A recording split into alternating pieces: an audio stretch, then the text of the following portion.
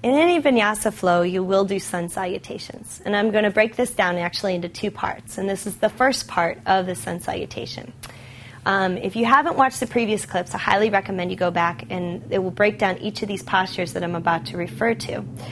So what you'll do is you'll start in Tadasana or mountain pose with your feet about hip width apart, 1 foot, 10 toes if you're a little more advanced. If you find it easier to balance hip width apart, lift those toes up and figure out where your weight is.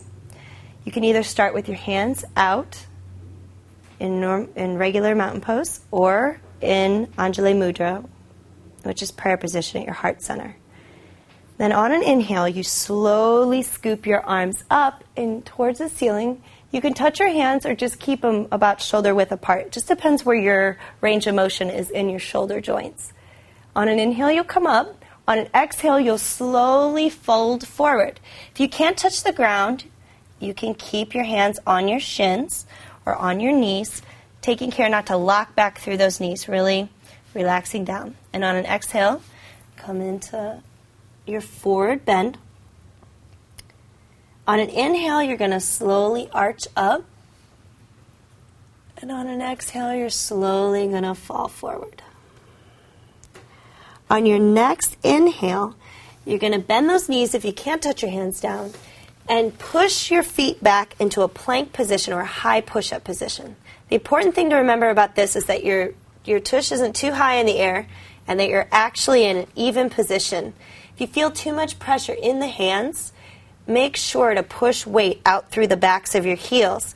It give you that nice, even weighted position. Also, notice where your hands are. Are they sunbursted apart? Are your fingertips suction cupped towards the ground? And hold this position for just a moment. And this you'll come to on an inhale. Open the shoulder blades. Let the shoulder blades melt down the back. Now, the next part of the sun salutation, there's two possibilities. If you're just starting out, I recommend to do the first one. This actually goes knees and slightly drop the pelvis down. Keep that core engaged. As you start to bring your chest towards the mat, pull your elbows in towards the ribs and push your heart forward and touch your chest towards the mat.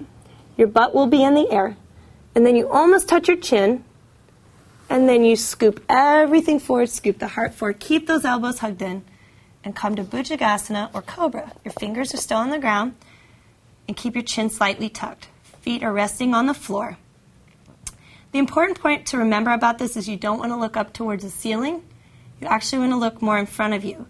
There's a really strong connection between the hyoid bone in your neck and your navel connection. So if you break that connection, it will be harder to hold this position. So now you're in Cobra. Coming back for more advanced students, when you're in that high push-up or plank position, feet pushed out, hands pushed out, you want to have your hands about just in line like you did in table, in line with your shoulders. Find the even part of the weight in your fingers. Hug your elbows in and bring your body towards the earth, hugging the elbows in. And then slowly push yourself up into upward dog. And the important part about this, nothing's touching on your legs. You're not crunching into your lower back. You're pulling up out of your shoulders and pushing your heart forward. And you can look up a little more towards the ceiling on this one. So that is the first part of the sun salutation broken down. And in the next clip, I'll explain the second part.